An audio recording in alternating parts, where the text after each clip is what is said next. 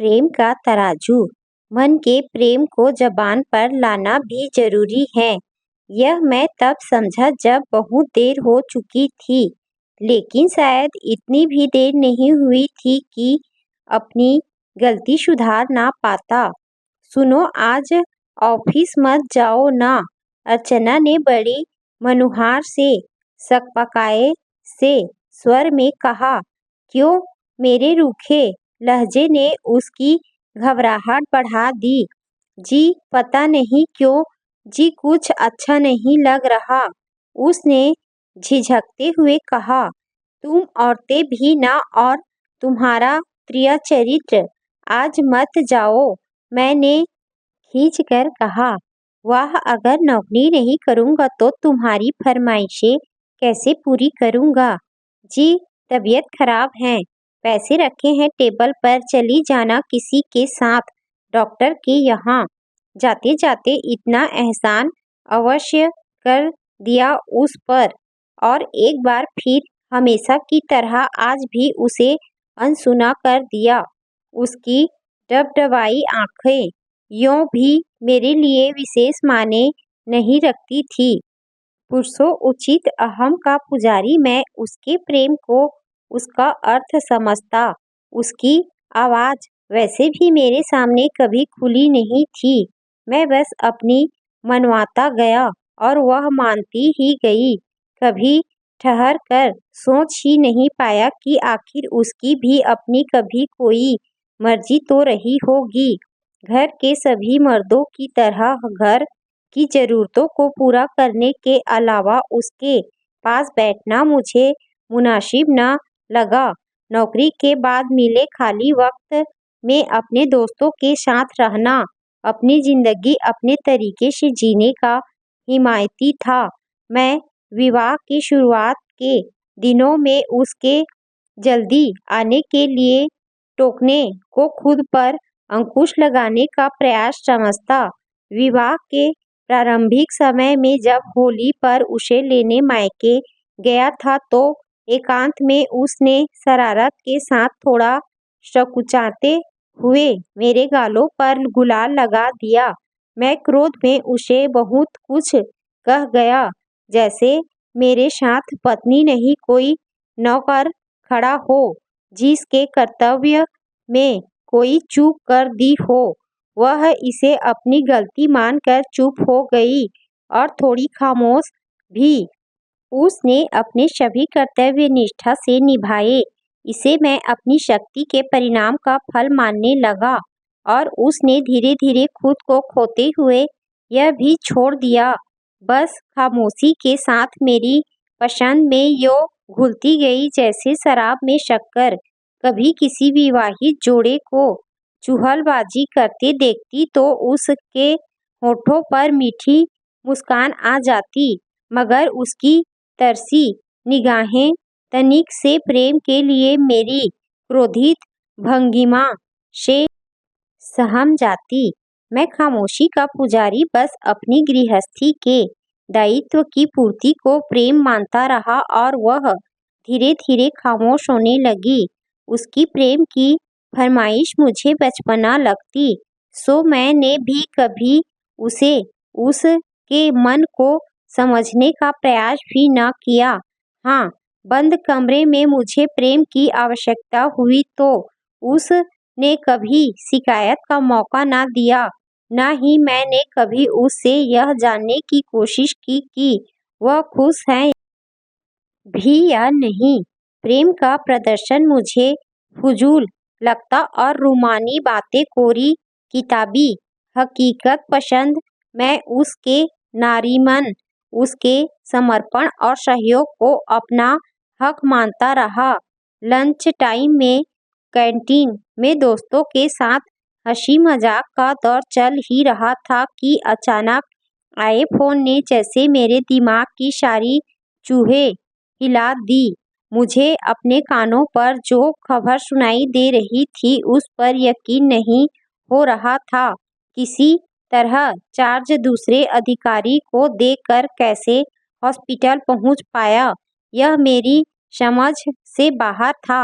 Hospital में emergency विभाग के बेड पर बेहोश लेटी अर्चना को शायद पता भी नहीं था कि उसका अकड़ू पति उसके सिरहाने 3 घंटे से उसी का चेहरा देख रहा है।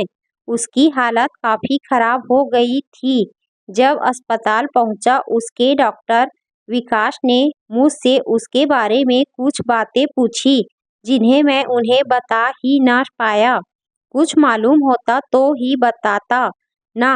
तब डॉक्टर ने मुझे लगभग फटकारते हुए कहा, मिस्टर रवि, कब से इनकी तबीयत खराब है और ये अकेले ही आती रही। इन्हें डेंगू हुआ है और प्लेटलेट्स भी काफी डाउन हो गई हैं। आप इन पर ध्यान नहीं देते क्या? मैंने घबराकर कहा, आप अच्छे से अच्छा इलाज कीजिए सर, पैसों की कोई चिंता नहीं, बस यह ठीक हो जाए। उसके बाद अपने छोटे भाई शशिकांत को फोन किया। वह थोड़ी देर बाद मेरे पास आ गया।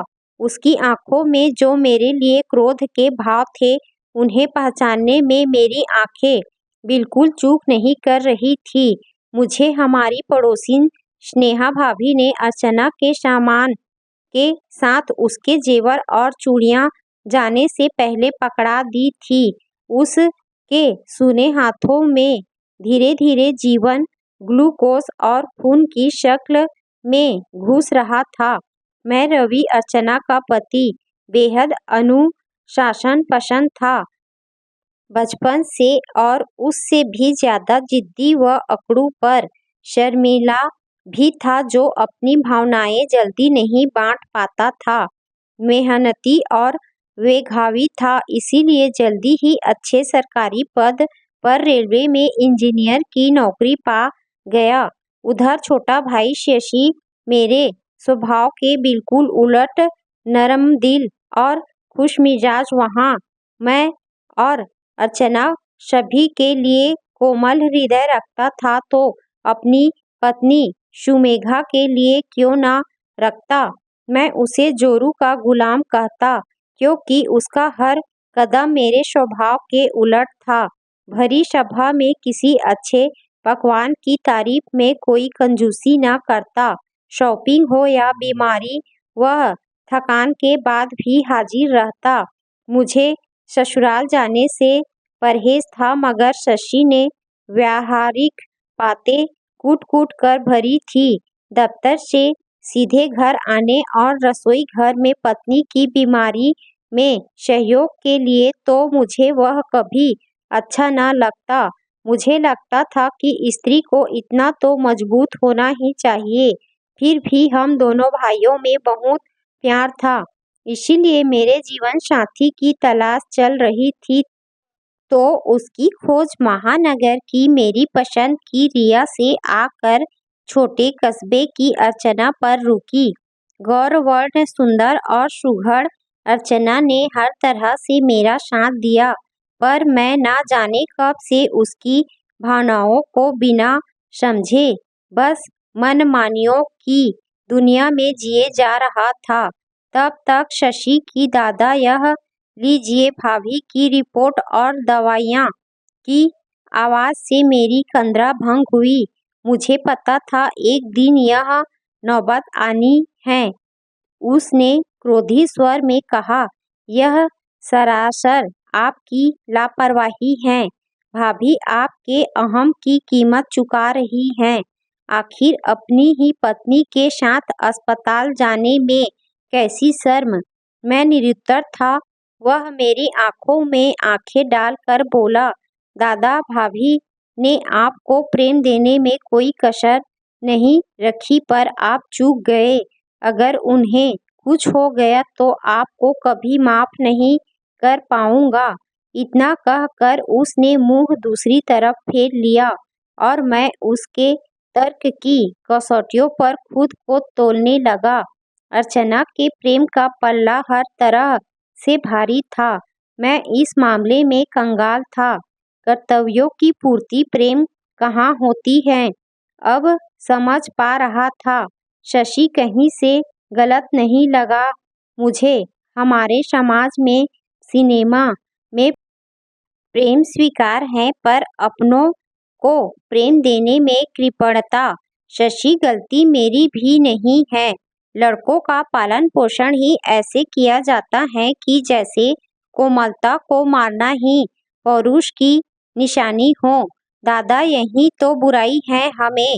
कोमल हृदय का भाई और पिता तो स्वीकार है पर पति की कसौटियों पर हृदय से कोमल पुरुष को हम जोर रूह का गुलाम कह डालते हैं।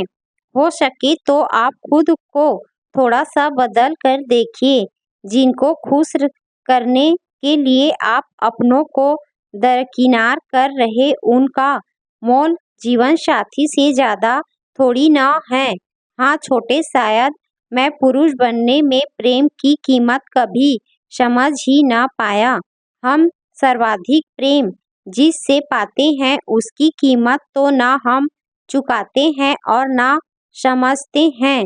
शीशे की दीवार के पार पीला पड़ा मौन अर्चना का चेहरा कितना बोल रहा था और मेरे तर्क आज स्पंदनहीन थे। मुझे याद आ रहा था अगर वह कह देती कि सेव बनवा लीजिए तो मैं कई दिन उसको चिढ़ाने के लिए ही ना बनाता, उसके फेवरेट कलर को कम पहनता। आदि आदि उसे सजना संवरना पसंद था पर मैं उसे गंवार कह देता। सुबह सुबह उसकी चूड़ियों की आवाज़ जब वह चाय लेकर आती मेरे लिए मेरी नींद खराब कर डालती। इसीलिए उसे कड़े ला कर दे दिए। पायल अब शायद ही कोई कोई पहनता होगा पर अर्चना लपक कर पायलों ही पसंद करती। मुझे सिंदूर भी थोड़ा सा ही लगाना अच्छा लगता पर वह हंसकर कहती यह आपकी सलामती की निशानी है और कोई मुझे गंवार कहे तो कह ले। ऊपरी नाराजगी तो मैं उसे दिखा लाता पर मन में मुझे भी अच्छा लगता कि यह मेरे होने का एहसास है। उसे कस्बे से मेगा सिटी की नागरिक में बदलने की कोशिश में ही लगा रहा मैं। घर में मेरे आते ही शांति छा जाती जो मेरे रहने तक बरकरार रहती। उसकी उपस्थिति ही हर आवाज को मेरे सोच ने दबा डाला। किसी कोने में किसी से फोन पर बात करती तो उसकी उन्मुक्त खिलखिलाहट से मेरे अनुशासन का किला दरकने लगता।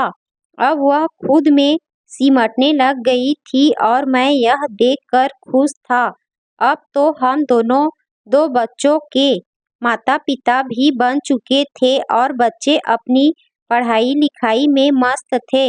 अर्चना ने हर फर्ज निभाया बिना शिकायत पर मैं शायद उसको इतना बदल चुका था कि उसका मन नहीं पढ़ पाया। कुछ दिनों से थकी लग रही थी पर मैंने पैसे देकर फुर्सत पा ली कि अकेले जाकर दिखा लो खुद को। अब नौकरी करूं या तुम्हें लेकर घूमता फिरूं। वह अकेली चली जाती और एक दिन डॉक्टर के ही फोन पर भाग हॉस्पिटल आया तो वह बेहोश पड़ी थी बेड पर। आज वह साथ में पड़ोस की स्नेहा भाभी को लाई थी। आज डॉक्टर ने मुझे आईना दिखा दिया था मेरी सीरत की बदसूरत शक्ल का। अर्चना के पास अपने मित्र की पत्नी को छोड़कर घर आया तो बच्चे कोचिंग से आ चुके थे। रसोई घर और कमरे अपनी मालकिन के बिना अनाथ लग रहे थे। आज नीरवता से घबराहट हो रही थी। मैं उसमें उसकी चूड़ियों और पायल की आवाज को खोज रहा था। सुना घर बहुत डरा रहा था। माहौल वैसा ही था जैसा मुझे पसंद था पर आज यह दिल दहला रहा था। बार बार एहसास होता उसके टोकने का लेकिन वह तो अस्पताल में जिंदगी और मौत के बीच आंख मिचौली खेल रही थी। घबराहट हो रही थी उसके बिना कि अगर उसे कुछ हो गया तो क्या करूँगा। रात भर जागता रहा। सुबह जल्दी उठा। आज पहली बार मेरे कदम रसोई घर की ओर बढ़े।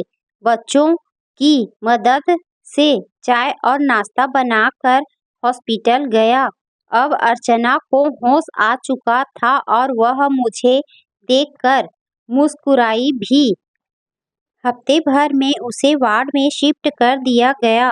इतने दिनों में मुझे उसके प्रेम का एहसास शिद्दत से हो चुका था। उसको खोने के डर ने मुझे दहला रखा था। मैं अब अर्चना को जीने लगा था। आज मैंने अपने शर्मीले स्वभाव को पीछे छोड़कर अपने अनगढ़ हाथों से खुद उसके बाल संवारे, बिंदी लगाई और चूड़ियां हाथों में पहना दी। जब उसकी मांग में सिंदूर लगाकर उसके पास फूल रखे तो उसकी आंखें भर आई। शायद उसे मुझसे ऐसी उम्मीद न थी, पर कहीं न कहीं वह उन तरसे पलों को जीकर छलक उठी जो उसे आज यूं ही मिल गए थे। आज प्रेम में गुलाब नहीं, दवाओं की महक भले थी, लेकिन मेरी बीमार सोच स्वस्थ हो चुकी थी। मोबाइल में उसका चेहरा दिखा कर पूछा, ठीक तैयार किया है? तो उसने छीड़ मुस्कान से कहा, पहली बार आपने सजाया है मुझे, मैं बहुत खुश हूँ। 5 दिनों बाद अस्पताल से जब उसे घर लाया तो साफ सुथरा घर उसका स्वागत कर रहा था। जब उसे कमरे में बेड पर अंदर लिटाकर चाय बनाकर और ब्रेड शेक कर लाया तो उसने मुझे अपने पास बैठने को कहा। बच्चे कोचिंग जा चुके थे। मेरा गला बुरी तरह भर गया था। बोला, मैं बहुत डर गया था तुम्हें इस हालत में देखकर, पर मैं इन दिनों में आपके बदलाव पर रिझ गई। रवि शाम को मैं अपनी पसंद की पायल लाया और उसके पैरों में पहना कर कहा, मुझे हर उस आवाज़ से प्यार हो गया है जो घर में तुम्हारे होने का एहसास कराती हो। तुम अब ऐसे कभी मत सोना। तुम सोती हो तो घर में सूनापन छा जाता है। पता है, शांति से सूनापन डरावना होता है। आज मैं तुम्हें अपनी बनाई दीवारों से आज़ाद करता हूँ। तुम खुद से भी प्रेम करो। आज मैं अपने प्रेम को बेझिझक स्वीकार करता हूँ। तुम सही कहती थी कि चूड़ियाँ पायल की आवाज़ें आत्मविश्वास बढ़ाती हैं कि मेरे जीवन संगिनी मेरे साथ हैं। मकान को घर उसकी मालकिन ही बनाती है। जो बात तुम कहकर न समझा पाई वह तुम्हारी बेहोशी ने बता दी। उसने जवाब में मुस्कुराकर मेरे हाथों में अपना हाथ रख दिया। मेरा घर अब फिर चहकने लगा था उसकी उपस्थिति से। उसकी कद्र करना अब मैं सीख गया था। शाम को शशि और सुमेघा भी आए। उन्हें मेरे सुखद बदलाव पर विशेष खुशी हो रही थी। शशि ने मुझे सीने से लगाकर कहा, दादा, प्रेम रेस्टोरेंट में खाना खाना या पेड़ों के इधर उधर नाचना नहीं है। कभी कभी अपनों से व्यक्त करना चाहिए। यह जीवन का अन्न है। हाँ शशि, अपनापन भी किसी डॉक्टर से कम नहीं होता है। हर तकलीफ में ताकत की दवा देता है। यह सबक तूने मुझे छोटे होकर सिखाया है। बोल, आज अपने भैया के हाथ की चाय पिएगा? वह इस बात पर आश्चर्यजनक तरीके से मुस्कुरा दिया और मैं उसे होठों में थैंक यू छोटे कहकर मुस्कुरा दिया।